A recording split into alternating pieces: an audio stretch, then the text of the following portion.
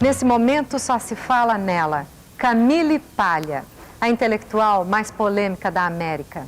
Professora da Universidade de Artes da Filadélfia, essa ex-feminista militante se tornou uma superstar da mídia mundial. Ela sacode as cabeças pensantes com suas ideias radicais e afirmações bombásticas. Todas as feministas são umas neuróticas com problemas sexuais. Madonna é o futuro do feminismo. Os homens são muito mais fracos que as mulheres. No estupro, geralmente a culpa é da mulher. Algumas dessas e outras você vai ver agora na nossa entrevista com Camille Paglia.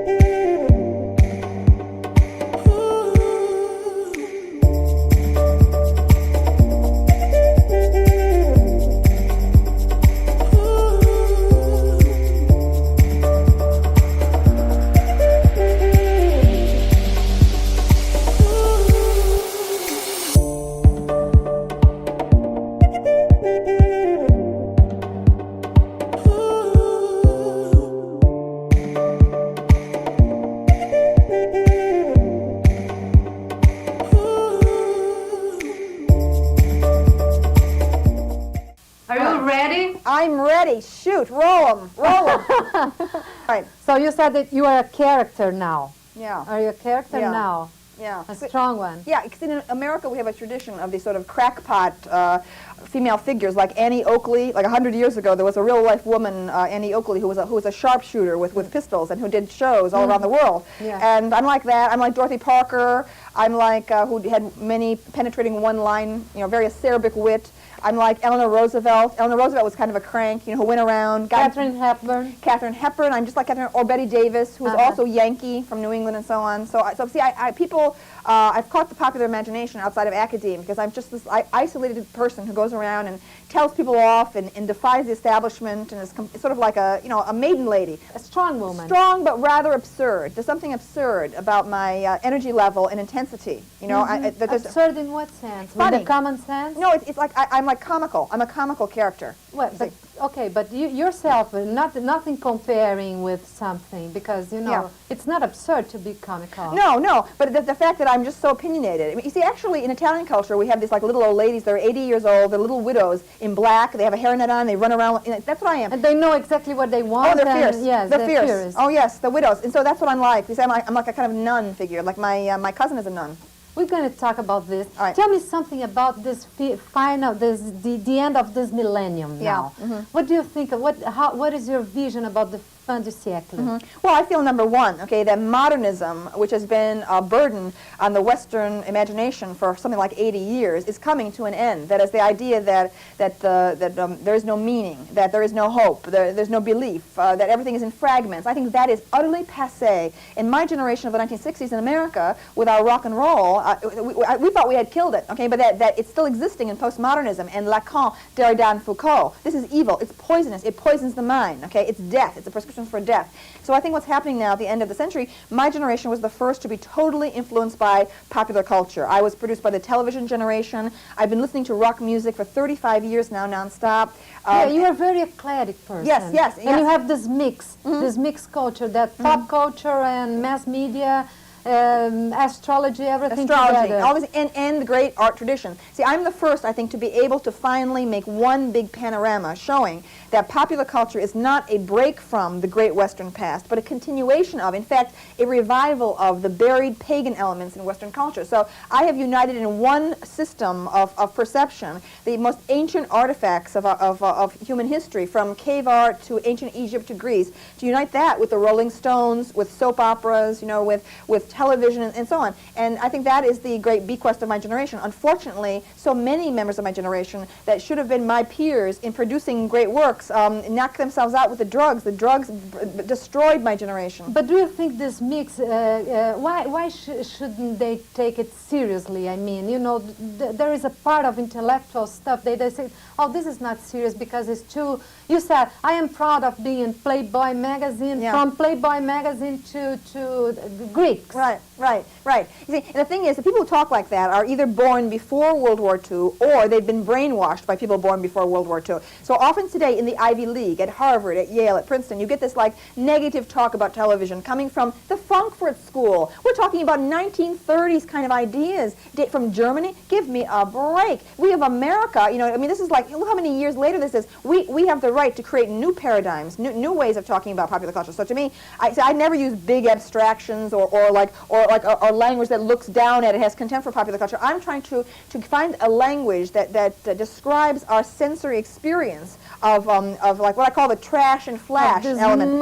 Yes, in the sensationalistic, the cheapest, trashiest elements of popular culture are what I love. Okay, I love anything that shows the nude human body. I love murder scandals, celebrities. I love all that. Gossip. That's the world. The youth of the world are united in this new style. But academic writers have not provided the language of the discourse that can describe this mega world phenomenon. Would you describe this like the face or the mask, if you want, of the 90s? Oh yes, of the 21st century. You see, we have a series, Star Trek. I don't know if you are acquainted with this series that shows the future of mankind in these great space stations, really living life through TV screens, giant TV screens. And I think that is the future, and in America is the future. Right now, I mean, I have 3 televisions in my home. I have many channels. I live and I float in television reality. I love television.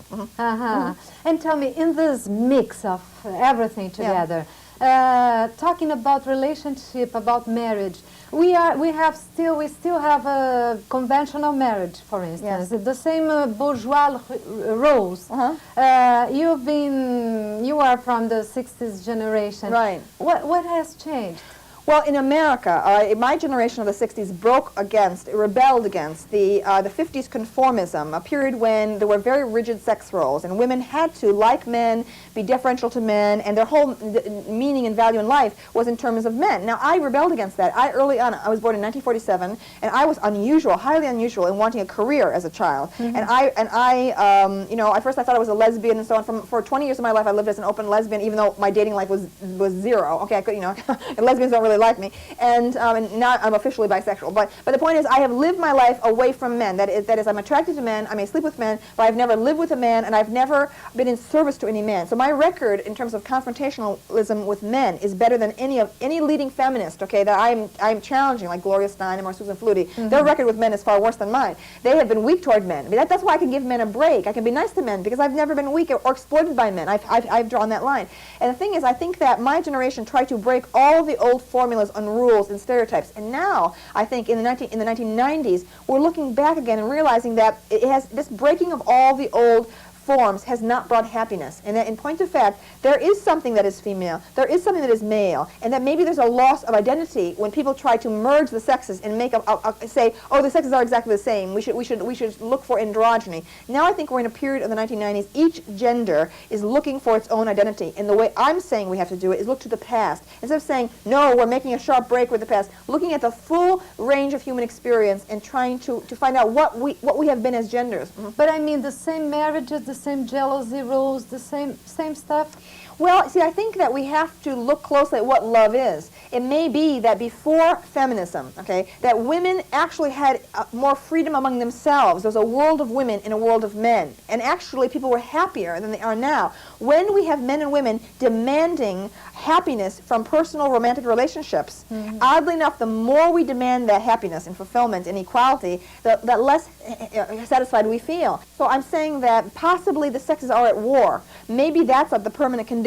That is why the sexes are interested in each other and in love with each other and attracted to each other, because they can never understand each other fully, and that we may have to accept this abyss between the sexes. And I think that feminism, seeing the problems and the turbulence between the sexes, blames it on men. Men, you are responsible. He's guilty. He's guilty. He must change. Man must change for female happiness. I'm saying, like Katharine Hepburn, let's look at this again. Maybe what I'm saying is that woman is the dominant sex, is what I'm saying. That is the great change I have made in current feminism, because current feminism was obsessed with victims and victimology, man as the oppressor and tyrant, woman as the victim. And I said, nonsense. Woman is dominant, man is merely a fragment of woman, and that all the things that men are doing that are unpalatable or unsavory, like battering of wives, rape, all kinds of violence toward women, may be coming out of men's humiliating sense of dependency on woman. Okay, when woman knows her power, she can control man better.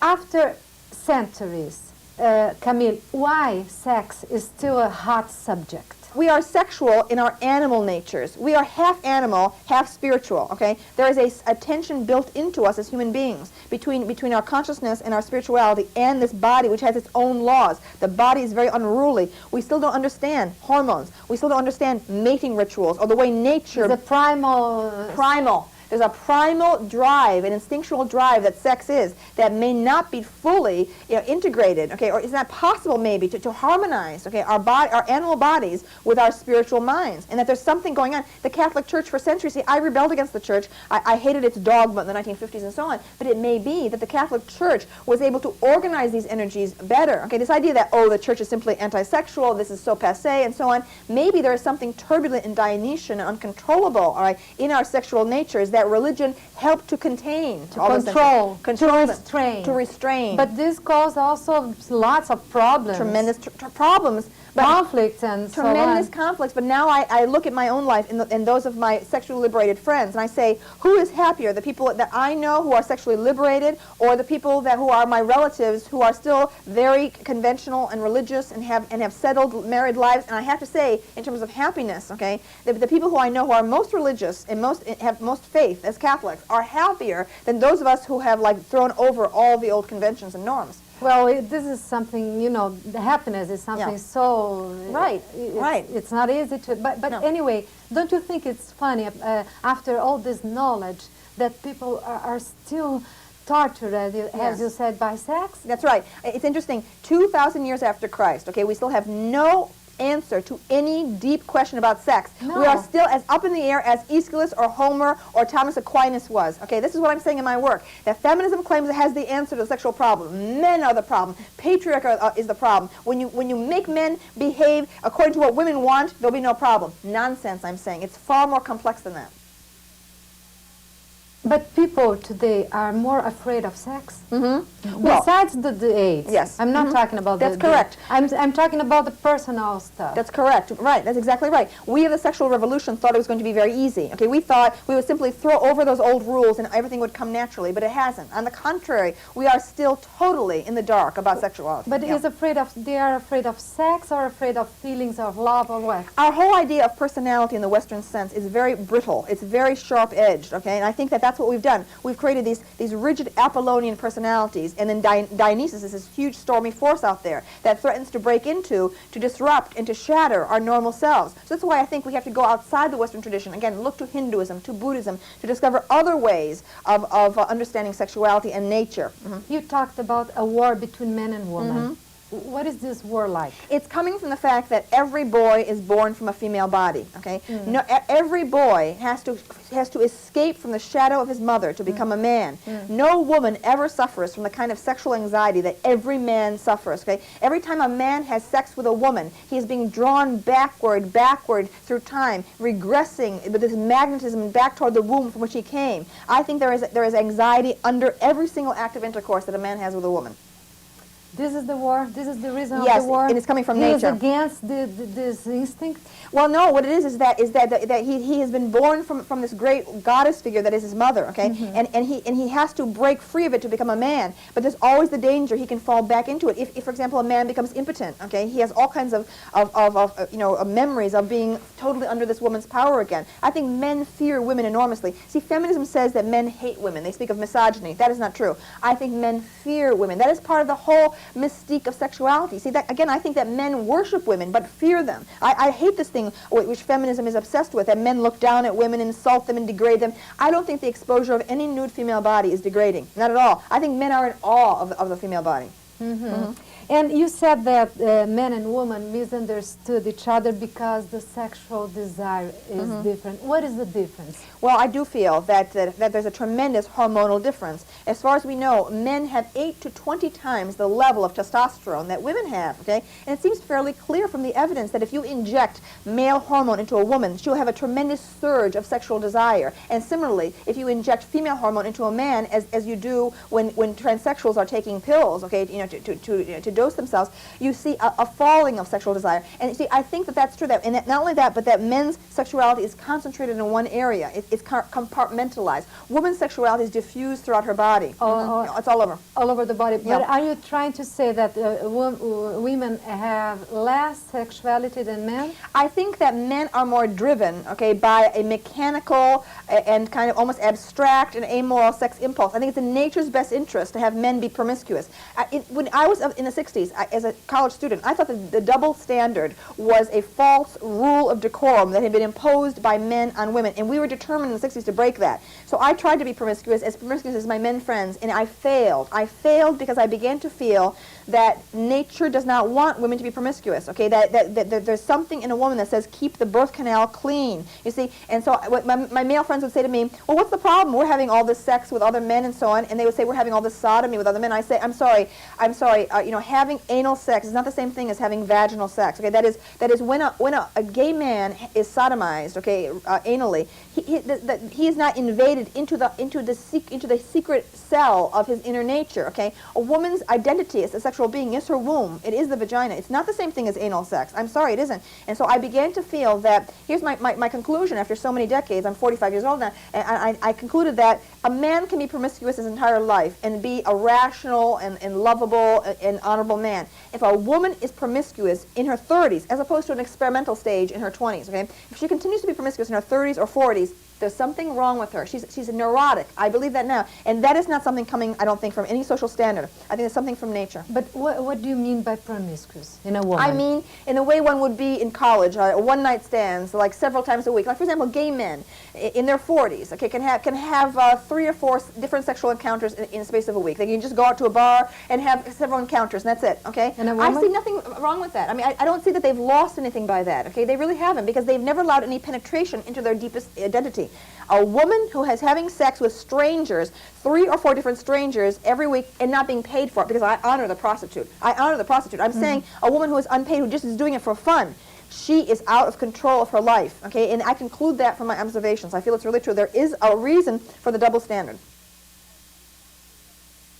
I think that the prostitute, okay, is a woman who has it shows a woman's control over the sexual realm. To me, the prostitute is a kind of goddess figure. It goes all the way back to antiquity. I understand. I understand your magic vision. Yes. But in a practical way, when you say unpaid or paid, it seems so pragmatic to me. You know? Well, to me, no. See, to me, the prostitute is a professional. She's a professional. She, to me, is an artist. She's a psychologist. She's a dancer. Okay, and she's a businesswoman. And I think that she's in control of the situation. She's in control of the men, and the men know it. All men know that the prostitutes are in charge of every situation. A lot of men in America just go and talk to the prostitute and pay. But if you say that men fear women, so all the women are basically in control. Yes, that's right. That's right. Woman is in control of the sexual and emotional realm. And do you think, I'm sorry, men allow women to be in charge? Well, I think that men are in rebellion against it on one level. All right. I think that some men suffer from that their entire lives. The resentful sense. I think men fear what women say to each other about them, because it's really true. This is something worldwide, that women exchange all kinds of confidences about men that men never do about the women. Okay. This is known in America, that women chat with each other, and men in America, there are articles about it, are horrified, like the husbands and the lovers, horrified when they learn that the wife, right, has been chatting with all the female friends about their sexual problems and so on. There's a kind of complicity or intimacy among women that goes back centuries. Not between men? No. Men never discuss private matters with each other. They discuss external matters. They discuss sports or the news or whatever. And in America, at least, this is why so many when you have one one member of a married pair dying, okay, the man, if he survives the woman, dies almost immediately because he is incapable of making friendships outside. The woman was his tie to the whole world, okay? But when a man dies, a woman can be a widow for 30, 40 years, go right on, make new friends, and so on. This is well known how widows survive for 30 years, and widowers are prone to die within 6 months, okay? Because men are frail. It's women who orient men toward reality, right? And I think that feminism has neglected this entirely.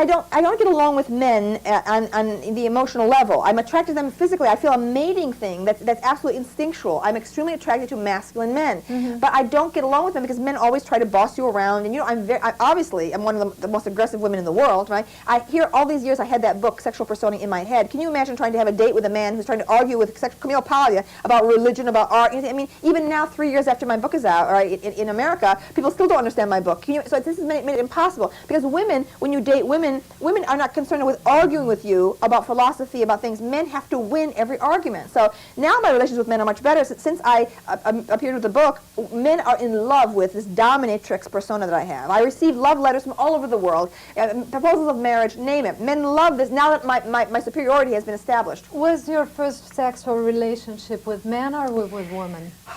I think I was fooling around with boys first, okay? But I was in love with women early on. In love with women, but fooling around physically with boys. Then the physical thing happened with women. But you see, in that age, I mean, it's a period where even now, if you are falling in love with women, you must be gay. And I fell into that trap. And see, and I don't like it. I think that bisexuality is every woman's reach. That bisexuality is a talent that women have, and that I feel that I and many other lesbian feminists today had painted myself into a corner with this thing that, well, I'm gay. Okay, so the point, if there's something was going on with a man in a room, I would say, well, no, I can't be responding to this because I'm gay. And that's a terrible trap. And I'm trying to break the power of lesbian feminism, which I think is destroying a whole generation of young women. And what it does to them is it stunts them at a 12 or 13-year-old level of attitude toward men. Men are like, they're sort of petty and whining about men. Oh, men, like that.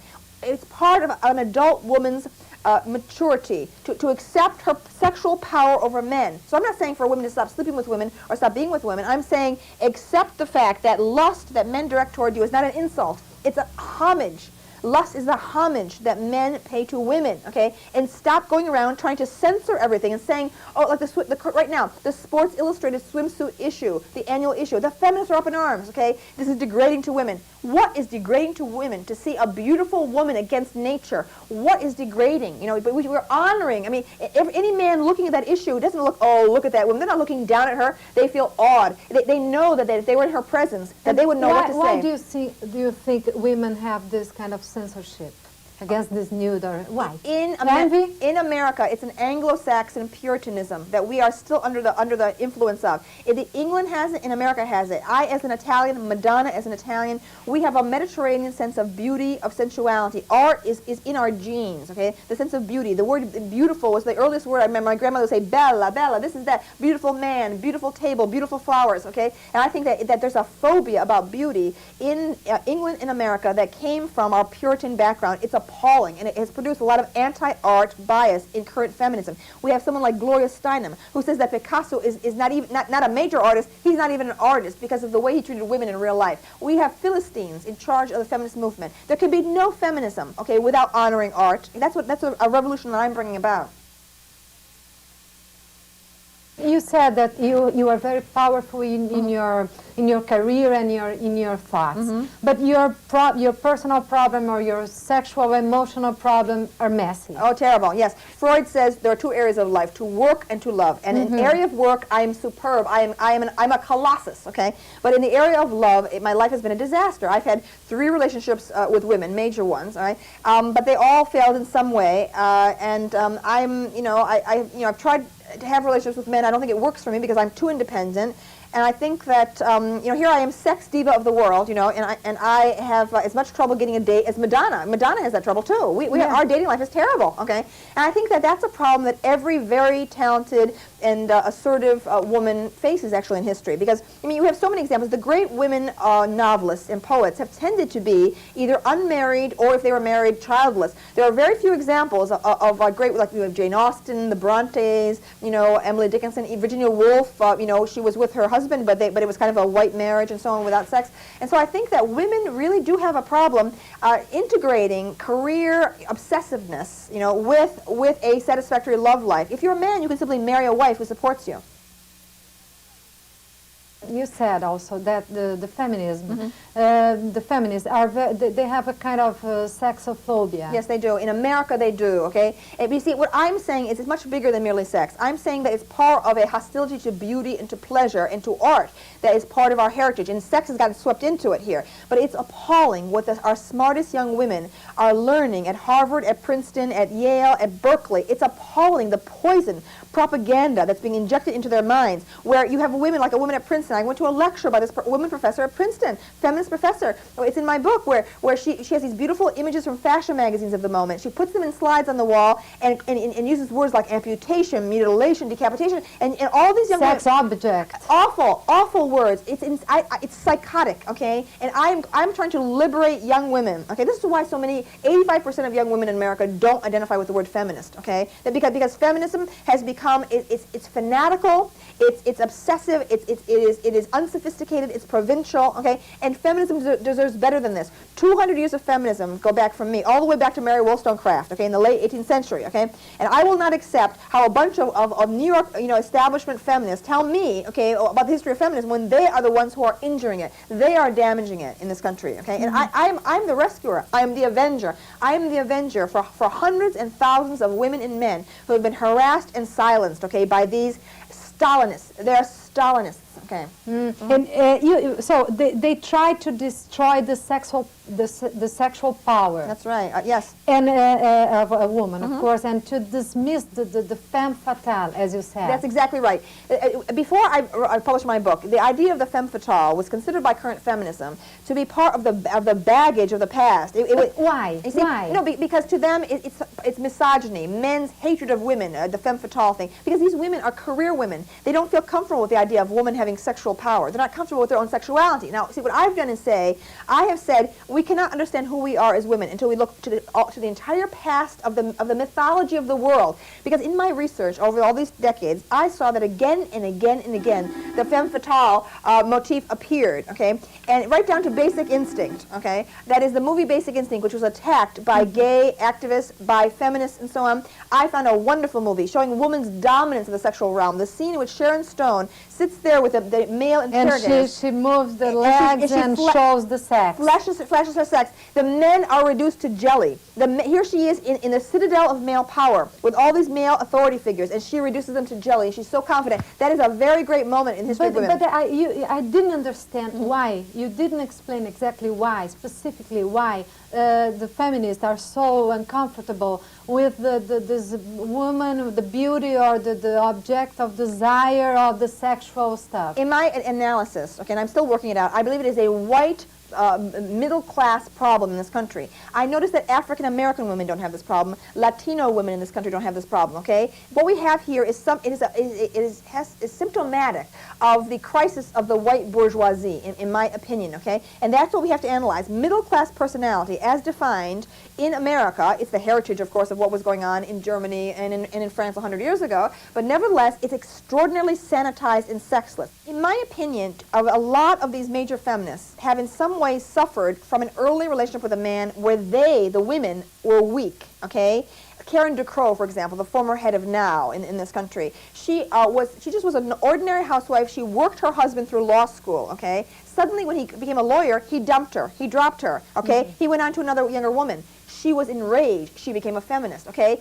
I've seen that pattern repeatedly. Marilyn French is an example, okay? So many examples. I have never been weak toward men. This is why I don't have that rage. Feminism rage. Feminism has become a mask, okay, for women who are weak to complain to each other about their weakness. My feminism stresses strong women, strong men. I don't want men to be castrated. I don't want men to be weak. I hate submissive men. I come from an Italian culture. We don't have wimps in Italian culture, okay? Italian men are beautiful. Italian men are strong. They're impossible. Impossible. Like my father or like Madonna's father. They're authoritarian, okay? You have to get away from them. But they're strong, positive, charismatic figures, you see? My feminism, I don't have to cut men down. I don't want men to be like, oh, what should we do now? Tell us, women, what should we...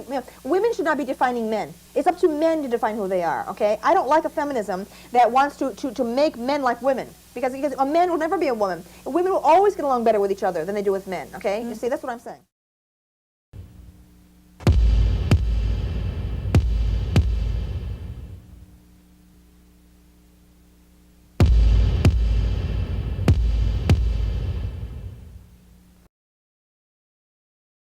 You talk about Madonna. Yes. You said that she was the future of the feminism. Yes.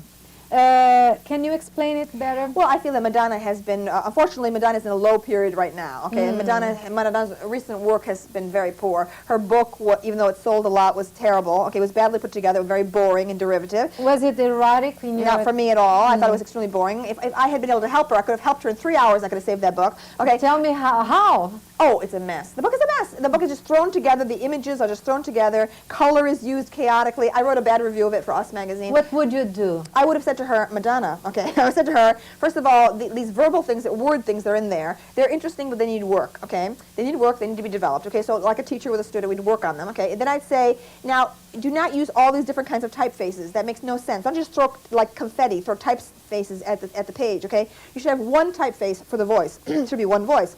I would have said this, the way everything is like put on the page sometimes. It looks like a high school yearbook. But for instance, do you study, I think you did, lots of sexual fantasies? Yes. What are the most common? Well, no, to use in a book like Sex. No, what I'm saying is that the problem with that book is that it's unsexy. Madonna, the only sexy thing in that book is when Madonna's alone. Because Madonna on her own... What is sexy for you? What is sexy for me? It is full sexual display of the body. It's, you know, to me, I mean, I love pornography. And see, since I know so much about, I know a lot about pornography. That's why I can judge Madonna's book as deficient. It is very mediocre. It is a mediocre book, okay? What kind of pornography?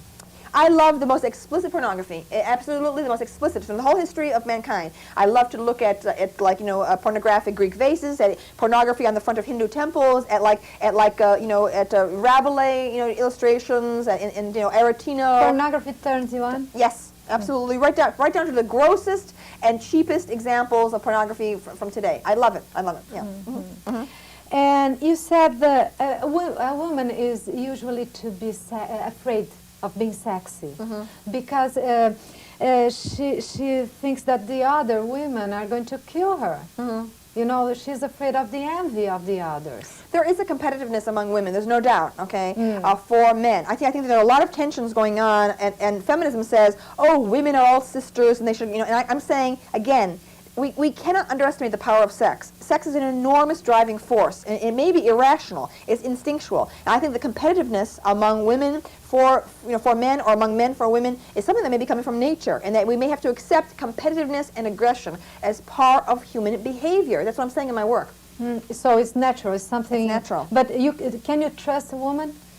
I can, okay, because I don't compete with them. You know, I noticed, it was interesting, I never go to parties in New York, okay, because I'm a scholar and I don't like parties, but I went to one party in honor of Tina Brown, who had left, a great editor who had left the Vanity Fair and was now going to the New Yorker, okay, so I went to a party, and because I wanted to look good, I had professional makeup done, and I was wearing an Adrienne Vittadini suit, okay. Now, I am so used to getting along well with women, very well, I suddenly realized, and I couldn't figure out until later, that there were many women who were treating me coolly in the room, and the reason was that here am I, this total Amazon, I'm totally like a nun, yet I look so good in full makeup, that there was a thing of, well, what is she doing on our turf? There was a real turf defense. I couldn't figure out why. Normally I connect very well with women, you see, you know, because I'm not competitive with them for men, okay? But because I was so glamorous that night, I was being perceived, and I thought, this is very interesting. And I hear that from my women students too, that women dress for other women. Women don't dress for men. Men never notice anything, okay? The women notice everything, every single thing. Oh, she wore that last week, like that. Oh, yes. Yeah. But do you mind of being glamorous, or you say, oh, who cares? They envy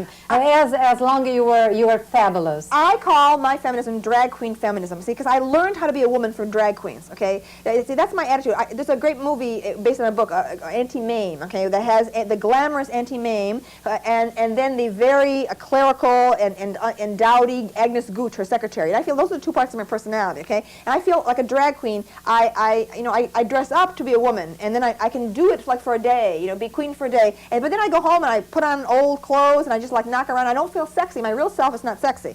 See, so that's my problem, I think, is that the personal interactions that lead to relationships are missing in me because my real self, I'm so used to being totally self-sufficient. I'm like male and female in myself alone. I'm married to myself in some way.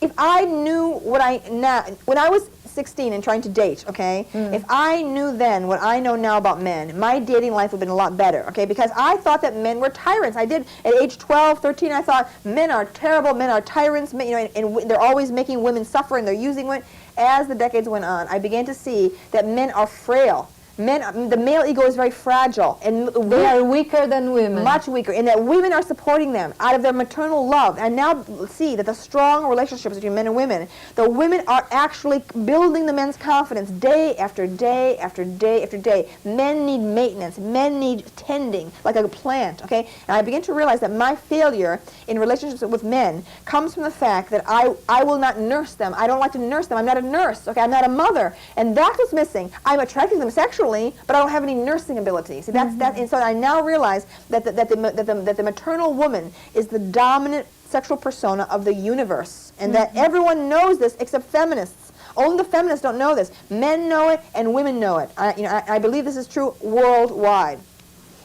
Well, this is different from the macho vision of a man. You know. Well, you see, what I'm saying in my work, and this is from long study, is that the entire macho world that's been created, the entire world of technology, of sport, of war, of achievement, that was part of man's flight from woman. Woman's power was so enormous that man was forced to escape from her and create these alternate systems because woman has power over nature. It's not true, the system? Well, the system itself eventually became, oppressive in its own way, but it also became something that a woman could enter. Modern woman, that's what feminism is. Feminism is all about seeking the full political and legal equality of women, and that's what I as a feminist, am behind. But what I'm saying is that we're just asking for equality in this frame, the social frame, that there's a turbulence going outside the frame, okay, in the sexual realm, in the emotional realm, and that's where woman is dominant, okay? Man flees from this chaos into that social structure, okay? So I have this idea of the Apollonian and the Dionysian. The social structure is the Apollonian, and the problem with our yuppie careerist feminists in America is that they define themselves totally with their careers. But Buddhism, Hinduism, Christianity teach you are much greater than your social self. But you know, I interviewed some very strong women, and they say that they usually minimize themselves to not scare men. Yes, this is true. Right. Yes, you have to learn how. For a woman to succeed in a career, you have to learn how to find the right persona for leadership. It took me a long while to figure out what would work. In my career, I had a very bad. I was fired from one job. I couldn't get a job. I've been on the unemployment line. I've been poor, and so on and so forth. So I think it's a very interesting problem. Like in America, we have something called the glass ceiling. That is women are promoted to middle management in companies, but then fail to achieve the top level of the board or chairman of the board, okay? And so I'm asking, my question is, what is the ideal persona for female leadership? In my opinion, the Texas feminists, Governor Ann Richards, okay, for example, have solved this problem. You see, the Texas women, because they deal with real men, they deal with nature and men who still wear cowboy boots and are tough. If you can control a Texas man, you can control any man in the world, you see. You were a lesbian. You were bisexual. For 20 years. I'm now officially bisexual, I call myself. Well, and what kind of conflict you had from this? I had tremendous conflict because once you admit you're gay, then you're happy. But my situation, I would define myself as gay, and then lesbians hate me. Lesbians have never liked me. Gay men love me. I love gay men, okay? straight women like me, and I began to realize as the decades went on, okay, that the reason lesbians don't like me is I'm too male. I'm too man-like. My energy level is so intense. The reason they don't like me is the reason they don't like men. And so now, see, now I feel that exclusive lesbianism is a dead end. It is childish. It is childish. I'm saying women should be bisexual, not merely lesbian. It is not. Where are all the great achievements of lesbian art, of lesbian film, of lesbian? Oh, please, they're children. You find 45-year-old, 50-year-old lesbians with childish notions about men. They're afraid of life. They define everything in the world as patriarchy. They have created a ghetto for themselves that I think is a disaster for young women.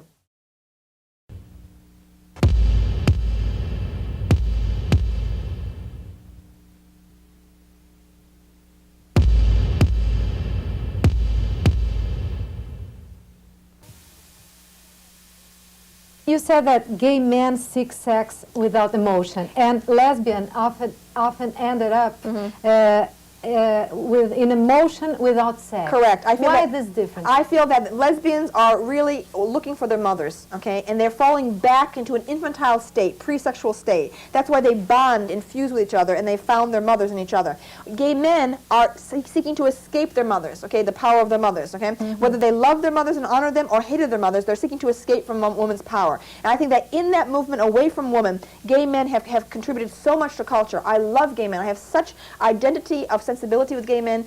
I have such shared taste with gay men. They have influenced me enormously. Gay men and art are totally intertwined for all of Western culture. Not lesbians. Lesbians have nothing to do with art. Lesbians hate art on the whole. I can't stand it. Yeah. You said that you are almost a nun now. I am a nun. I'm a nun. Why? Are you in an abstinence? My cousin's a sexual nun. abstinence? I haven't had a date in a year, okay, for example, okay? No sex at all? No. In a year? My last date was fall of 1991. Okay, that shows you how bad it is for me, okay? Why?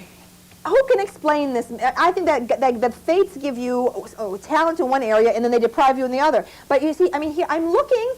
See, now and then I have met some men on the road when I'm on my speaking engagements. I've met some men that seemed appropriate, but they never seem to be near me. Near me in Philadelphia, people are too intimidated to ask me for a date. Okay, I think my problem with lesbians is that again I don't I don't have any shared anything with them. So I'm looking constantly for both men and women, and I fail always. See, at this point in my life, I'm 45, okay? And the thing is, You're young. Yes, but you see, at this point, I'm not going to just sleep around. And I am so interested in myself that I have to be very interested in someone now to devote the time to them. And I don't want anyone's negative energy. I hate people's doubts and self-doubts and lack of self-confidence. I don't want to spend my life being a cheerleader to give people up out of their despair and their resignation. See, I am so psyched up. I am so self-motivated, okay, that I have to be around other people who are equally self-motivated. But where are they? Someone like Madonna, we are on the same level of self-motivation, but we couldn't stand each other because we're both divas.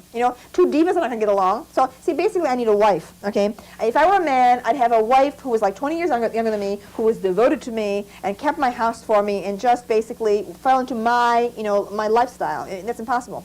But you are so intense. Don't you feel lack of sex?